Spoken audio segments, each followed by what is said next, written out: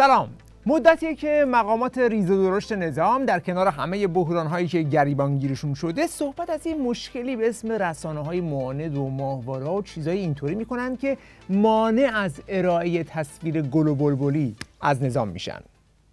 جناب سیف قطعا میدونید که فعالیت‌های زیادی رسانه‌های معاند انجام دادن، خیلی دوست داشتن تو دل مردم خالی بکنن، وحشت آفرینی بکنن، اطلاعات مغرضانه به مردم میدادن، آمارها رو خیلی پررنگ جلوه میدادن. تو ذهن مردم اینجوری مینداختن که آمارها اینی نیست که داره در ایران اعلام میشه. گفتم ویروس شایعه به اندازه ویروس کرونا خطرناکه، بلکه بدتر. پس به نظر میرسه یکی از مشکلات با رسانه‌های معاند اینه که اطلاعات به مردم میدن و آمارهای نظام رو زیر علامت سوال میبرند.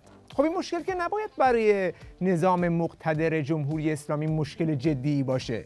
نظامی که اخیراً فضایی و هوایی شده دیگه نباید نگران تحویل گرفته شدن حرف یه رسانه معاند باشه ها؟ البته یه سوال هم اینه که وقتی میگه رسانه معاند دقیقاً منظورش کدوم رسانه است؟ به نظر میرسه که اکبر ترکان در این زمینه حرف برای گفتن داره. ترکان میگه ما الان با دو ویروس طرف هستیم، یک ویروس کرونا و یک ویروس تیرانا که پایتخت آلبانی است و در آنجا 1500 مجاهد هستند که برای اینها سالن‌هایی را تجهیز کردند و اینها هر روز آنجا میروند، پشت کامپیوتر مینشینند و شروع به جنگ روانی و جنگ اینترنتی بر علیه جمهوری اسلامی میکنند. بعد هم ادامه میده دولت‌هایی که گرفتار بیماری کرونا هستند بیماری تیرانا ندارند، ولی ما هم کرونا و هم تیرانا را داریم و آنها دارند به این ترتیب اعتماد را از بین میبرند. وقتی میگه اعتماد منظورش اینه که دیگه مردم دروغ‌های روحانی رو تحویل نمیگیرن و ممکنه که کار به قیام و اینا بکشه. برای حل مشکل ویروس کرونا که چندی پیش سلامی دستگاه کرونایاب رو رونمایی کرد و دیگه بعد از اون ته کرونا در اومد، یعنی هرچی ویروس کرونا توی ایران بود از ترس اینکه کشف بشه چمدوناشو بست و رفت.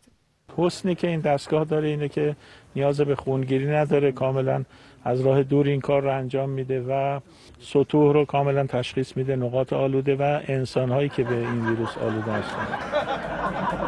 پس کرونا که شناسایی شد، اما برای حل مشکل تیرانا تو اتاق فکر وزارت آدمکشی اطلاعات نشستن، کلی فکر کردن. بعد از اینکه طرح‌های تروریستی اخیرشون هم شکست خورد، آخرش به یک ایده خیلی جدید رسیدن که دیگه همه رو کیش و مات کرد. قضیه از این قراره که یه NGO خیلی معتبر حقوق بشری در داخل ایران به اسم انجمن نجات که اصلا هیچ رابطه‌ای هم با نظام آخوندی نداره برداشته نامه زده به کی؟ نه برو بالاتر، حسن روحانی و بعد هم وزیر خارجه‌اش جواد ظریف و لیستی از همین نوع گیرندگان که چی؟ آقا ما یه سری ناپدید شدگان اجباری کشف کردیم، به دادشون برسید. کجا هستن اینا؟ تو قرارگاه مجاهدین تو آلبانی. حالا جالبه اسمشون رو گذاشته ناپدید شدگان اجباری ولی آدرس دقیقشون هم دارن. خیلی ناپدیدن اینا.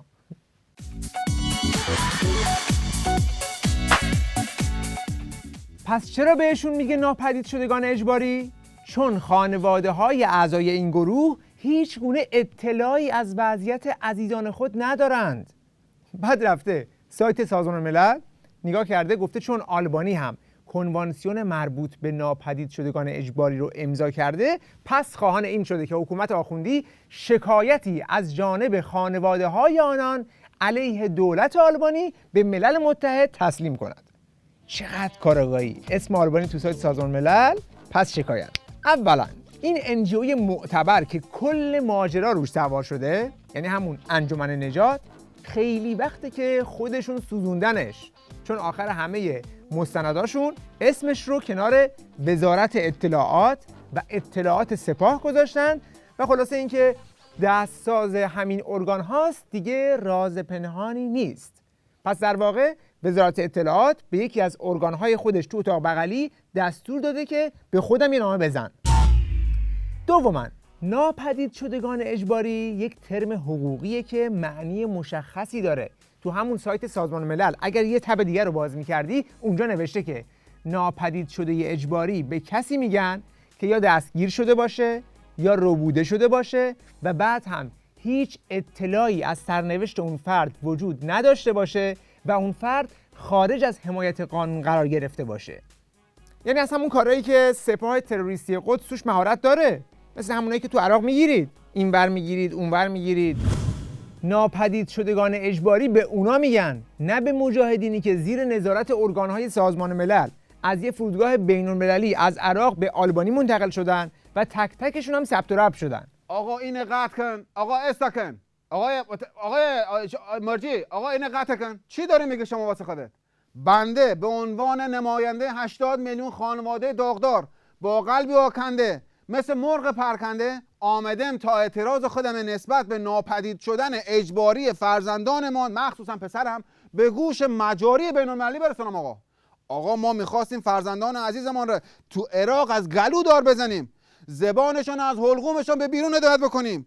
این همه اونجا عرق ریختیم، خرج کردیم، ما نفهمیدیم شما چجوری اینا رو برداشتین ناپدید کردین. از آلبانی چطور اینا سر در آوردن؟ همونطور که گفتم خواهرزاده من اونجا هسته. شما یه نگاهی به این توماری که ما اینجا امضا کردیم بندازید. همه اینجوری داره آمار امضا میره بالا. علا برکت الله، علا برکت الله. همونطور که گفتم خواهر شوهر من شما اونجا ناپدید کردید. یان گفتم پسرم، همون پسر، همون خواهر شوهر پسرم هسته. گفتم دیگه شما فکر نکنید ما همین میلیون ها خانواده هستیم. کلی خانواده از چین وارد کردیم. در سال جهش تولید کلی خانواده اینجا ما تولید بکردیم. عزیزم با جناق جان گفتم پسرم، با جناق خواهر شوهر پسرم جان برگرد ایران. آقا الان فریوانی اینجا سپاه ماهواره فرستاده، فضایی شده. یه سری خانواده از همون بالا تو فضا از بالا نگران شما هستن. تختا خالی هست آقا، کیف تست کرونا هسته، کرونا یاب هسته، مقام معظم رهبری هسته، همه نگران شما هسته. ما داریم از پیک میگذریم. برگردید آقا. بنده میخوام به عنوان اولین دیدار خانوادگی با شما در حضور بسیج و سپاه و خبرنگاران یک دیدار مشتی به عمل بیارم اگه بشه دیگه. بله برگردید. نظام جمهوری اسلامی خیلی خدمت کرده، میدونی ریال رو این به تومان تبدیل کرده، 4 تا صفر هم از تومان حذف کرده. میدونی دیگه چی میخواد؟ آقا این چی شد 4 تا صفری که حذف کردید جای 5 میلیون یعنی 500 تومان به هم میدید؟ آقا بیا این اول خاموشش که آقا این 5 میلیون 500 تومان آدم سن نمیده به آدم که آقا خاموشش که آقا اینه. بله به نظر میرسه که یکی از اعضای فعال این کمپین بود و توی صحبتاش هم اشاره کرد به یک توماری که داره به صورت آنلاین امضا میشه. حالا این تومار چیه؟ اومدن یه فراخوان گذاشتن خطاب به دولت آلبانی که بله تعدادی از بستگان مجاهدین برای 3 دهه هست که هیچ خبری از بچه‌های خودشون ندارن و الان به شدت دلواپس بچه‌هاشون شدن. آی به ما ویزا بدید بریم آلبانی. ببین وقتی میخوای متن حقوقی بنویسی روی کلماتش باید فکر کنی. بچه‌هایی که 30 سال ندیدنشون، فکر نمی‌کنی بعد از 30 سال اینا یکم بزرگ شدن و خودشون میتونن تصمیم بگیرن که چی کار باید بکنن؟ و در ثانی از این به اصطلاح خانواده‌ها که قولنج دلتنگی گرفتن قبلا دیدیم ما، هم تو اشرف هم تو لیبرتی. اون زمان که ویزا نمیخواست شب و روز جلوی در اشرف پلاس بودن و احساسات خودشون نسبت به بچه‌هاشون رو از ته قلب فریاد می‌زدن.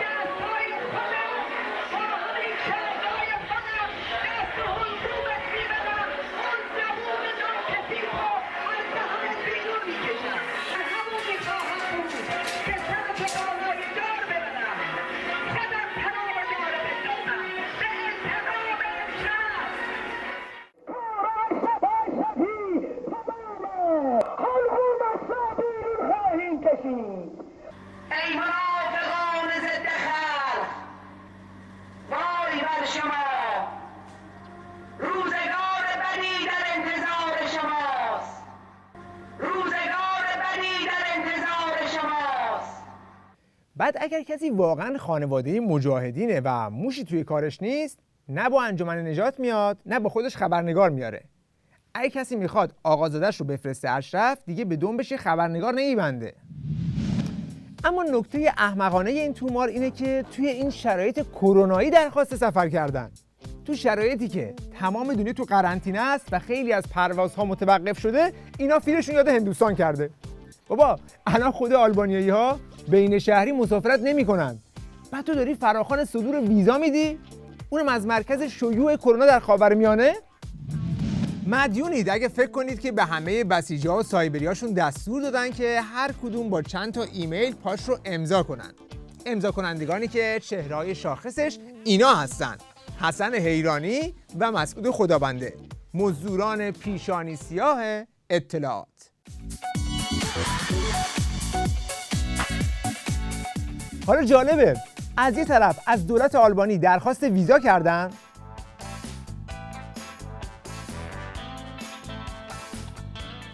از اون طرف دوباره همین انجمن نجات درخواست شکایت از دولت آلبانی رو داده. حالا جرم دولت آلبانی چیه؟ گفته دولت آلبانی به ما ویزا نمیده و با مجاهدین خلق جهت قطع ارتباط این افراد با دنیای بیرون همکاری کرده.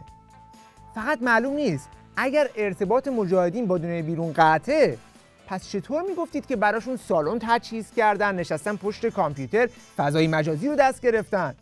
خیلی از جاها هستن مخصوصا در توییتر و اینستاگرام مثل منافقین در کمپ آلبانی میان الان برای ما عملیات‌های سایبری محتوایی انجام میدن در حوزه جنگ شناختی ترکیبی و خیلی از هشتگ‌هایی که امروز ضد ما داره ترند میشه یا هشتگ‌های ما که داره در این فضا حذف میشه یا اکانت‌های ما داره بسته میشه به دلیل فعالیت اینها است. ریپورت‌های سراسری میکنن اکانت‌های ما را.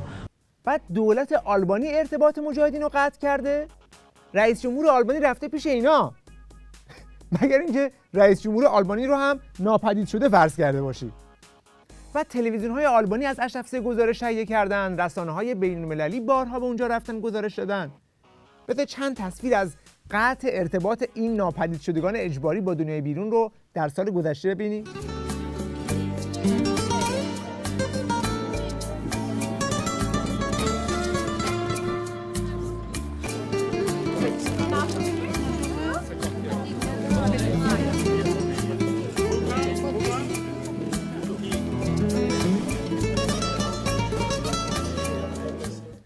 جالبه در همون نامه‌ای که قرار دست سازمان ملل برسه گفته مجاهدین خلق به صورت غیرقانونی تحت مسئولیت کمیساریای عالی پناهندگان از عراق به آلبانی منتقل شدند.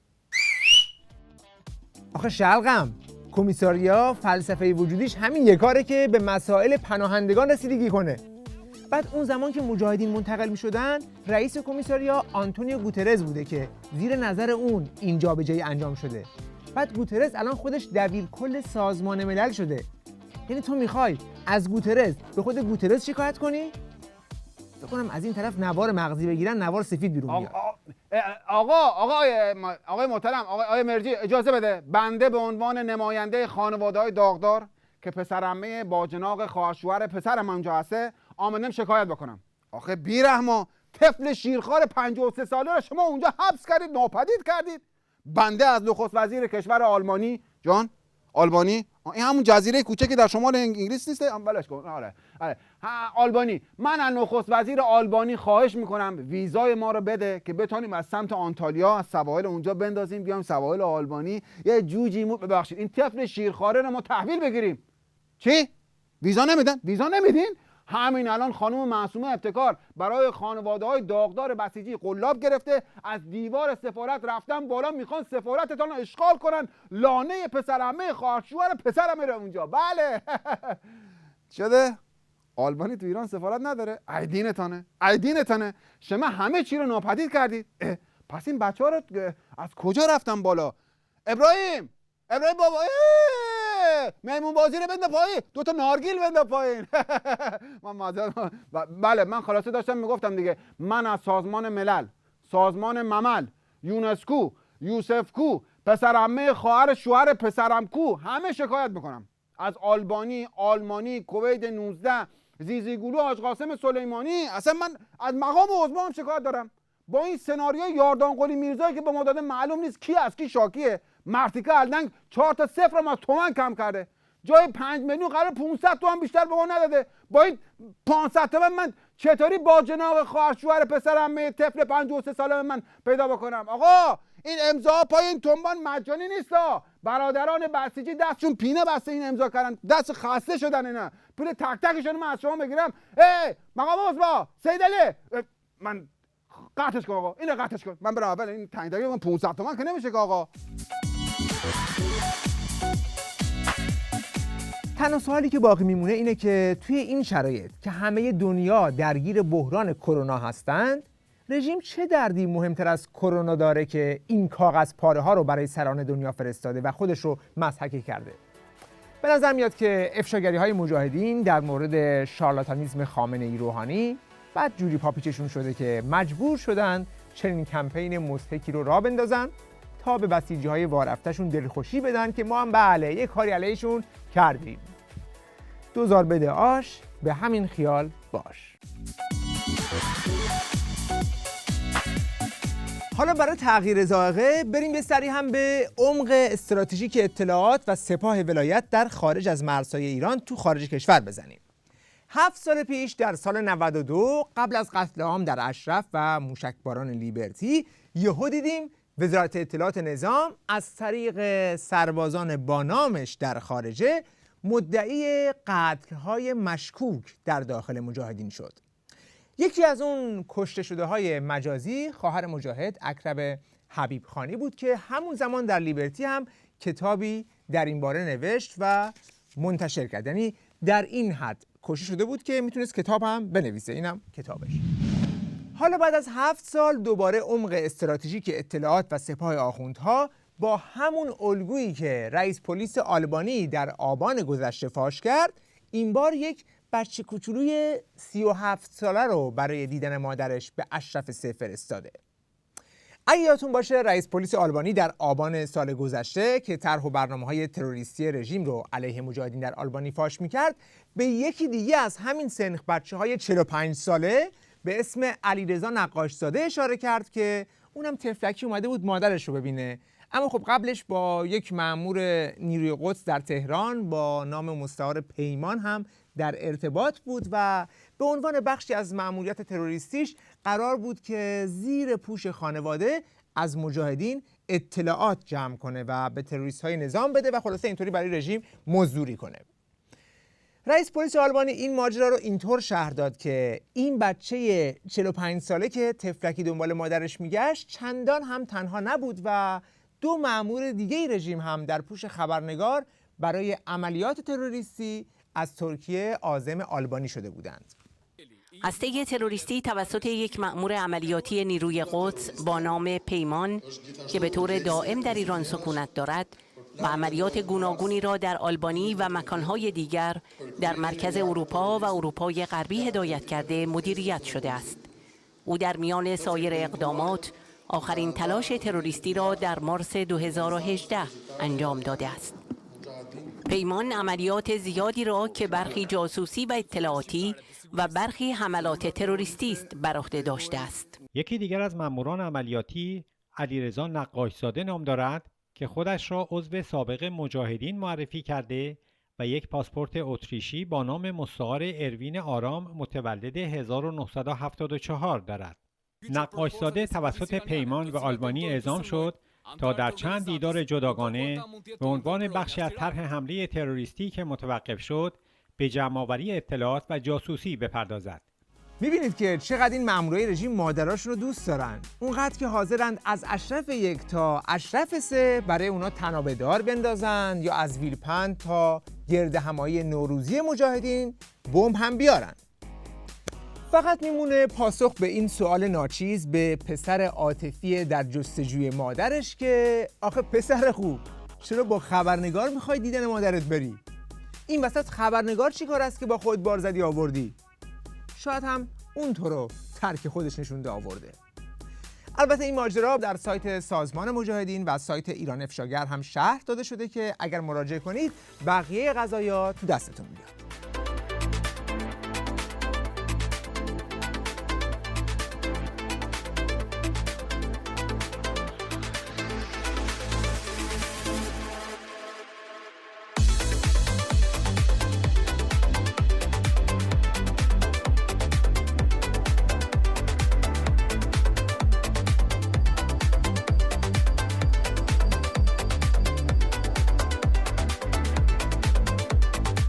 بدرود و خدا نگهدار.